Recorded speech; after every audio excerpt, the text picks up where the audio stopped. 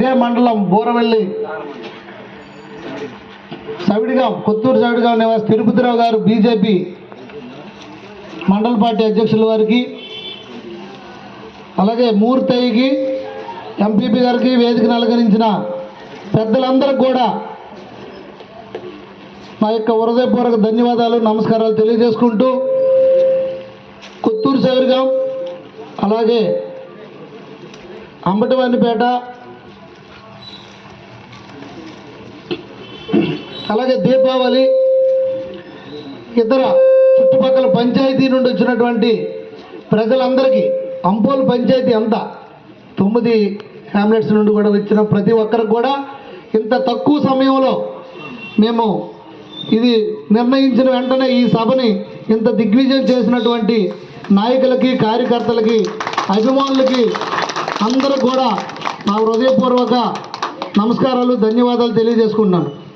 ఈరోజు ఈ ఆత్మీయ కలయిక సందర్భంగా నేను ముఖ్యంగా ముందు ఈ అంపోలు గ్రామం అంటే మాకు సొంత గ్రామం లాంటిదే.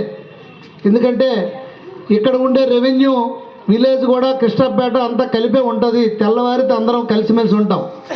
ముందుగా పైన ఉన్న కీర్తిశేషులు గొండు నరసింహరావు గారి ఆశీస్సులు నాకు పుష్కలంగా ఉంటాయని నాకు ప్రగాఢ విశ్వాసం.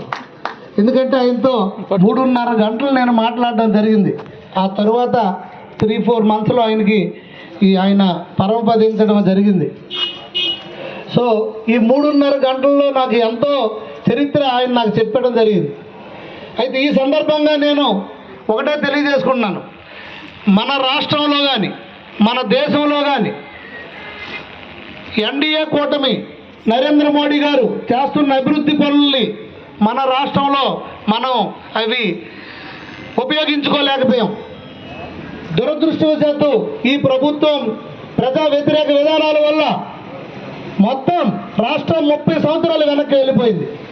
ఈ సందర్భంలో రేపు రాబోయే రోజుల్లో నరేంద్ర మోడీ గారు మళ్ళీ 3వసారి హ్యాట్రిక్గా ప్రధానమంత్రి కాబోతున్న సందర్భంలో మనం వారితో జతగడితే మన రాష్ట్రం బాగుంటుంది, మన భవిష్యత్తు బాగుంటుంది, మన భావితరాల భవిష్యత్తు బాగుంటుంది, అలాగే దేశ అభివృద్ధికి తోడ్పడే వాళ్ళం అవుతారనే ఉద్దేశంతో పవన్ కళ్యాణ్ గారు, జనసేన అధ్యక్షులు ఎంతో చతురతతో ఆయన ఒక మెట్టు తగ్గి ఈ కూటమి ఏర్పాటు చేయడం జరిగింది. ఈ కూటమి సందర్భంగా ఈరోజు ఎంపీ అభ్యర్థిగా కింజరాపు రామ్మోహన్ నాయుడు గారికి, ఎమ్మెల్యే అభ్యర్థిగా గొండు శంకర్ అనే నన్ను ఇక్కడ ఈ కూటమి తరఫున అభ్యర్థిగా నిలబెట్టడం జరిగింది. ఒక సామాన్య కార్యకర్త అయిన నన్ను నారా చంద్రబాబు నాయుడు గారు, జాతీయ పార్టీ అధ్యక్షులు, అలాగే జాతీయ పార్టీ ప్రధాన కార్యదర్శి లోకేష్ అన్న గారు నా యొక్క కష్టపడే తత్వాన్ని, నా యొక్క అంకిత భావాన్ని, నా యొక్క సిన్సియారిటీని వీటన్నిటినీ గుర్తించి నాకు ఈరోజు టికెట్ ఇవ్వడం జరిగింది. నేను అడుగుతున్నా మీకు అందరికీ, ఒక సామాన్య కార్యకర్తగా నాకు ఎమ్మెల్యే అయ్యే అర్హత నాకు లేదా అని అడుగుతున్నా. రాజకీయం ఎవడు అబ్బసొట్టా అని నేను అడుగుతున్నా. మీరు 5 సంవత్సరాలుగా పొడిచింది ఏంటి? అప్పుడే మీకు ఒంటిలో వణుకు పుట్టింది, భయం పట్టుకుంది. ఈ నియోజకవర్గం విసిగి వేసారిపోయింది. కొత్త వాటిని కోసం 1000 కళ్ళతో ఎదురు చూస్తున్నారు. అప్పుడే మీకు ఉడుగుబోతులు రాతలు రాయిస్తున్నారు, తప్పుడు ప్రచారాలు చేయిస్తున్నారు, ఎన్నో రకాలు అప్పుడే మొదలయ్యాయి. ఇంకీ 15-20 రోజుల్లో ఇంకెన్ని జరుగుతాయో చూద్దాం. అన్నిటికీ తట్టుకునే దమ్ము, ధైర్యం ఆ భగవంతుడు, ఆ మనస్సంకల్పం నాకు ఇచ్చాడు. అయితే ఈ సందర్భంగా నేను మీకు తెలియజేస్తున్నాను, మన నియోజకవర్గం చాలా డెవలప్ చేసుకోవాలి. ఈ ఊర్లో కూడా నాకు ప్రతి గల్లీ కూడా నాకు ఐడియా ఉంది. అలాగే ఈ నియోజకవర్గంలో ఈ గార మండలంలో కానీ, రోడ్ల మండలంలో కానీ, పట్టణంలో కానీ నాకు పూర్తిగా అవగాహన ఉంది. నేను ఎక్కడి నుండో రాలేదు, నేను ఇక్కడే పుట్టాను, ఇక్కడే పెరిగాను. తెల్లవారితే శ్రీకాకుళం పట్టణంలోకే వెళ్తాం, మళ్ళీ రాత్రి అయితే వస్తాం. మేము ఒక శ్రీకాకుళం రోడ్ల మండలంకి అధ్యక్షుడిగా మా నాన్నగారు చేశారు. మేము 40 సంవత్సరాలుగా సర్పంచ్గా ఈ రోజుకి కూడా ఓటమి లేకుండా కొనసాగుతున్నాం. నేను ఒక సర్పంచ్ని, జిల్లా సర్పంచుల సంఘం అధ్యక్షుడిని. మా అమ్మ ఇప్పుడు ఎంపీటీసీ, మా ఆవిడ మొన్న జడ్పీటీసీ పోటీ చేసింది. ఇంకా నాకు చాలదా ఈ అర్హత అంటున్నాను. అంటే ఒక సామాన్య కార్యకర్త ఎమ్మెల్యేగా పనికిరాడా? ఎందుకు ఈ ఆక్రోశం? మీరు ఇప్పుడు పొడిచింది ఏంటి 5 సంవత్సరాల్లో? రేపు మళ్ళీ ఏం చేస్తారని? ఈ 5 సంవత్సరాల్లో మీరు స్టేడియం కట్టలేదు. 5 సంవత్సరాలు అయ్యింది, ఆ రాగోలు రోడ్డు వేయలేదు.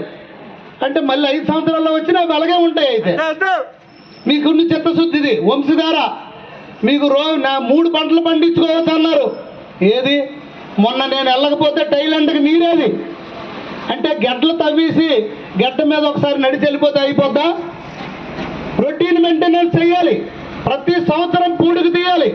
2014-19లో అంపోలు గడ్డ నీరు చెట్టు కార్యక్రమంలో భాగంగా ఏ ఒక్కరోజైనా మీకు నీరు ఆగిందా అని నేను తెలియజేస్తున్నాను. రేపు రానున్న రోజుల్లో మన నాబత్ దగ్గర కానీ అలాగే ఈ గడ్డలన్నీ కూడా ప్రతి సంవత్సరం చేస్తాను. ప్రతి సంవత్సరం ఏదో ఒక్కసారి చేసి చేతులు దులుపుకోవడం కాదు. అవసరమైతే ముఖ్యమంత్రి దగ్గర కూర్చొని మరి అడిగి ప్రతి సంవత్సరం ఏమీ లేదు, పూడికి తీయడానికి లక్షల కోట్లు అవదు. ఒకరోజు 300 లారీలు దోపిడీ జరుగుతున్నాయి. 5 లారీలు సొమ్ము పెడితే గడ్డలో మట్టి అంతా తీసివచ్చు. బోరవెల్లో రోజుకి 300 లారీలు. మొన్న వెళ్ళి ఆపాను. ఇంతవరకు ప్రభుత్వం ఉంది, ఇప్పుడు మీకు ఎలక్షన్ కోడ్ వచ్చింది, ఎందుకు మీరు ఇది చేశారని అడిగారు. వెంటనే ఎంఆర్ఓ గారు, ఎస్ఐ గారు వచ్చి ఆపడం జరిగింది. మళ్ళీ ఇప్పుడు గారెలో మొదలు పెడుతున్నారు. అక్కడ వాటర్ ట్యాంకులు ఉన్నాయి, వీటి పరిస్థితి ఏంటి? ఇప్పటికే 30 బోర్లు అడుగంటిపోయిన పరిస్థితి.